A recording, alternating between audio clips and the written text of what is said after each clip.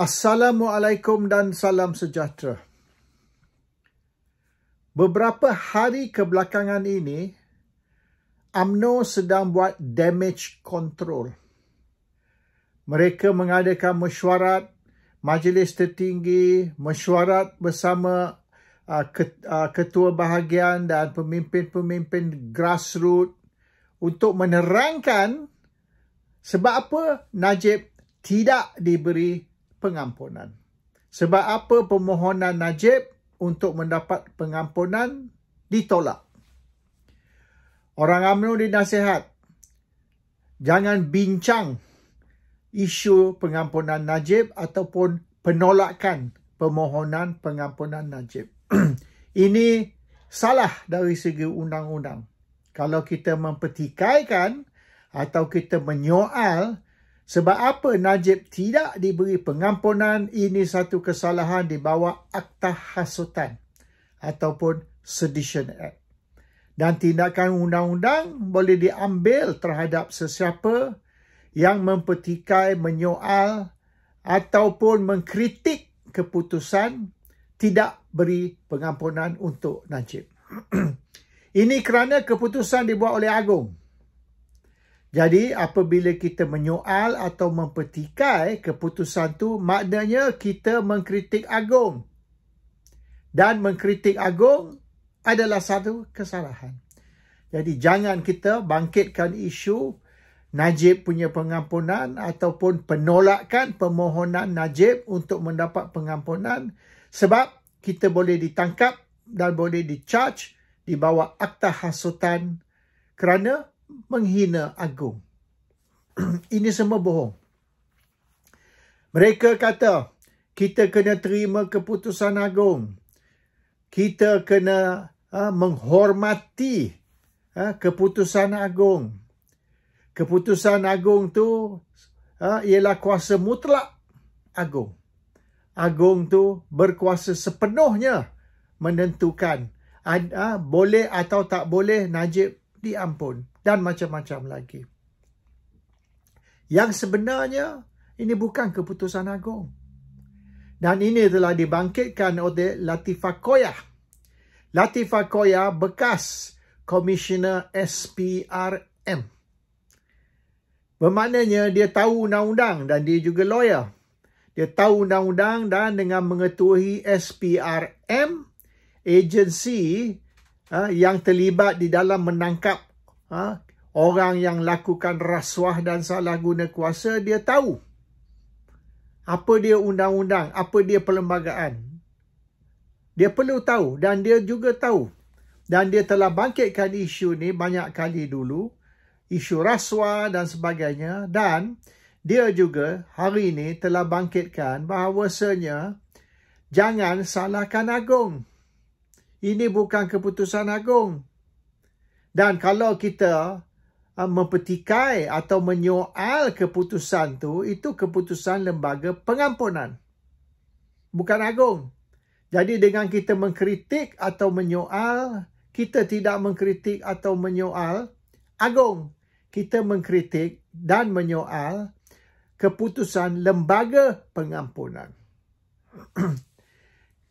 Mengikut Latifah Koyah, di bawah artikel 40/1A Perlembagaan Malaysia, Agong perlu ambil nasihat dari pihak-pihak tertentu. Jadi Agong membuat keputusan untuk tidak beri pengampunan kepada Najib atas nasihat. Agong dinasihat, jangan beri pengampunan. Tak boleh beri pengampunan. Bukan kuasa mutlak Agong. Bukan keputusan Agong.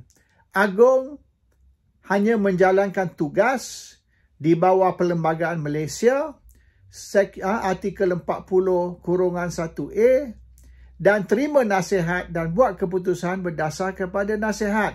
The Agong shall take advice. Itu disebut di dalam perlembagaan. Agong tak pandai-pandai tuanku sendiri buat keputusan. No. Keputusan ni, keputusan untuk tidak beri Najib pengampunan ialah keputusan berdasar kepada nasihat kepada Agong.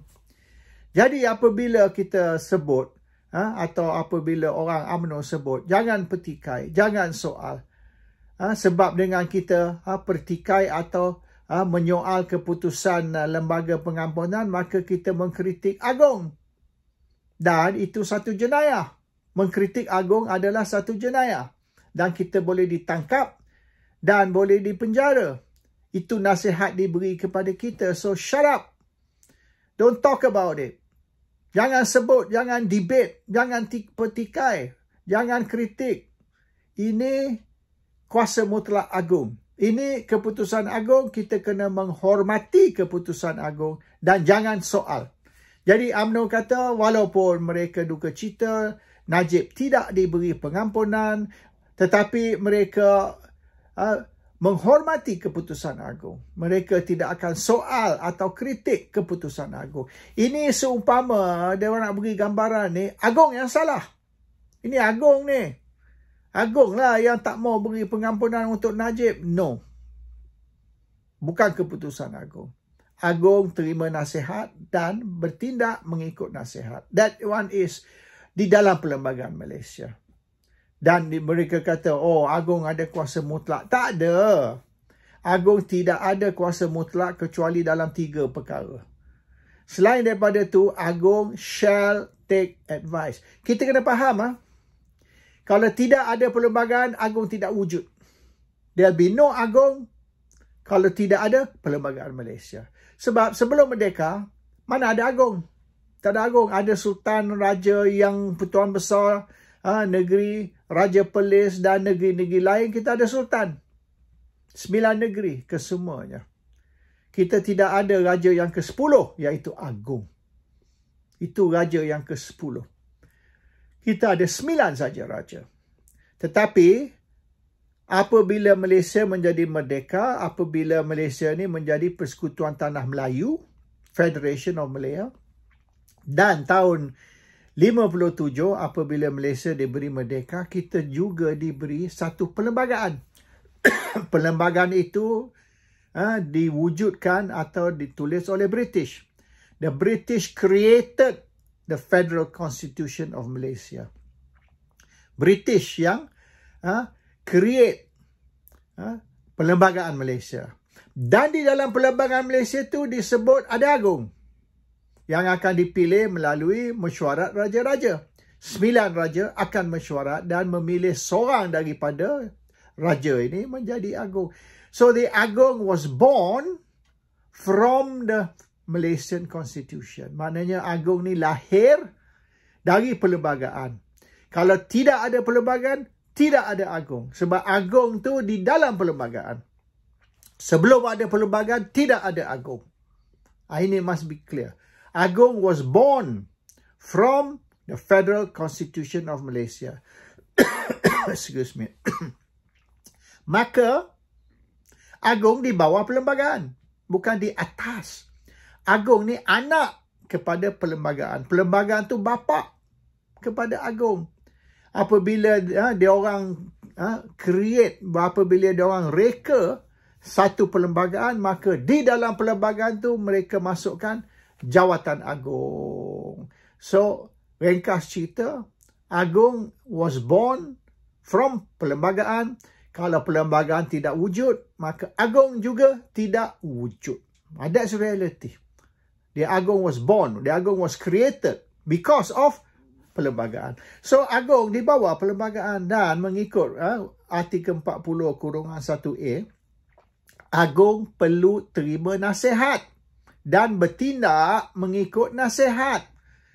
So, tindakan atau keputusan untuk nak tolak permohonan Najib untuk dapat pengampunan dan hanya beri dia diskaun atas hukuman, itu bukan kuasa mutlak Agong, itu bukan kuasa Agong, itu yang Agong telah dinasihat untuk buat. Siapa yang nasihat Agong macam tu? Sebab mengikut Zaid Hamidi ataupun mengikut UMNO, Zaid Hamidi telah memperjuangkan habis-habis untuk nak tolong dapatkan pengampunan untuk Najib. Means Zaid Hamidi ni all out. So, kalau macam tu, apabila Lokman Nur Adam, 2 hari dulu, Lokman Nur Adam berkata, terima kasih kepada Anwar Ibrahim dan Ahmad Zaid Hamidi kerana membantu Najib.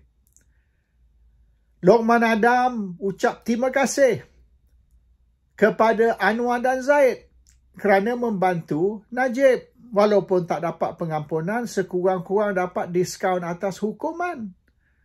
So, apabila Lokman ucap terima kasih kepada Anwar dan juga Zaid, maknanya Lokman mengaku ada campur tangan Perdana Menteri dan Timbalan Perdana Menteri. So, kalau betul ada campur tangan Perdana Menteri dan Timbalan Perdana Menteri dalam isu pengampunan untuk Najib, ini diorang yang kata, bukan saya kata, bermaknanya campur tangan Perdana Menteri dan Timbalan Perdana Menteri itu dinasihati jangan beri pengampunan. Sebab sekiranya Perdana Menteri dan Timbalan Perdana Menteri campur tangan dalam kes pengampunan Najib dan minta Najib diberi pengampunan, maka lembaga pengampunan yang akan dinasihati juga oleh Peguam Negara, peguam kepada Malaysia, maka dia akan, Peguam Negara akan beritahu suruh lulus pengampunan Najib. Tapi apabila mereka nasihat jangan lulus, maknanya itu datang dari Perdana Menteri dan Timbalan Perdana Menteri. Mungkin Lokman Nur Adam nak bodek lah, nak bodek Perdana Menteri, Timbalan Perdana Menteri, atau sekarang ni istilah dia guna nak jilat. So, dalam Lokman nak jilat Perdana Menteri dan Timbalan Perdana Menteri dengan memberi terima kasih, maka dia telah mengaku, Lokman mengaku, Perdana Menteri dan Timbalan Perdana Menteri masuk campur dalam urusan pengampunan untuk Najib. So, sekiranya betul, macam Lokman kata, Perdana Menteri dan Timbalan Perdana Menteri masuk campur, so, logik, kalau ikut logik, bermaknanya Perdana Menteri dan Timbalan Perdana Menteri beritahu Peguam Negara jangan lulus permohonan pengampunan Najib. So, tindakan untuk tolak permohonan untuk pengampunan untuk Najib ni datang dari Putrajaya. Sebab Peguam Negara di bawah Putrajaya. So, apabila Peguam Negara nasihat, jangan beri pengampunan dan Agong terpaksa ikut. Mengikut Latifah Koya ni, bekas ketua SPRM. Dia kata Agong terpaksa ikut nasihat. Tak boleh langgar. Tak boleh nak mana ignore ataupun tak kisah tentang nasihat. Agong must follow the advice. And the advice will come from Lembaga Pengampunan. And Lembaga Pengampunan is guided by Peguam Negara. And Peguam Negara di bawah Putrajaya. So, logik lah. Yang bukan salah Agong, bukan Agong yang buat keputusan, kita tidak perlu diberitahu menghormati Agong lah. Ini kuasa mutlak Agong lah, dengan kita mempetikai atau menyoal tindakan untuk tolak pengampunan untuk Najib tu, bermaknanya kita menghina Agong. Nonsense. All that is not true. Dan Latifah Koya telah cakap, bukan Agong. Nasihat kepada Agong. Agong bertindak ikut nasihat, bukan buat ini keputusan sendiri ataupun mengguna kuasa mutlak, because Agong tidak ada kuasa mutlak di dalam isu ini, tapi Agong perlu ikut nasihat. That is clear. So, they are doing damage control. Dia orang nak cuba spin lah that benda ni is keputusan Agong, so better kita tutup mulut. Jangan bercakap, jangan debate, jangan petikai, jangan kritik. Ini satu kesalahan kerana di bawah Akta Hasutan kita tidak boleh mengkritik Agong. Tapi hakikat sebenarnya nothing to do with Agong. Walaupun Lembaga Pengampunan ni diketuai oleh Agong, tapi Agong's powers, Agong's authority hanya setakat ikut nasihat. Not lebih dari itu. Agung tak boleh bila lembaga pengampunan nasihat sekian-sekian ni. No. Better nak buat keputusan sendiri. Better tak mau dengar tu. Itu nasihat-nasihat ni better tolak, tak boleh. Kalaulah ada orang kata sekian-sekian lembaga pengampunan atau penasihat kepada Agung berkata sekian-sekian, Agung perlu ikut nasihat. Itu undang-undang, itu perlembagaan. Jadi stoplah nak beri gambaran yang Najib tak diberi pengampunan kerana ini keputusan Agung. No, it's not. It's not keputusan Agung. In fact, Agung dari segi his personal view, dia sanggup beri pengampunan untuk Najib. Actually, Agung was prepared to give pengampunan kepada Najib.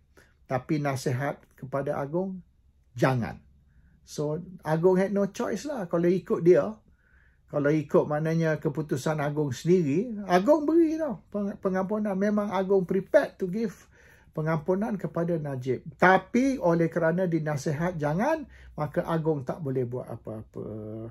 So, the real culprit di sini ialah lembaga pengampunan. Dan sebab apa lembaga pengampunan nasihat Agung jangan beri pengampunan? Ya, itu berdasar kepada siapa yang arah lembaga pengampunan termasuk Peguam Negara untuk tolak pengampunan untuk Najib. Assalamualaikum. Salam sejahtera.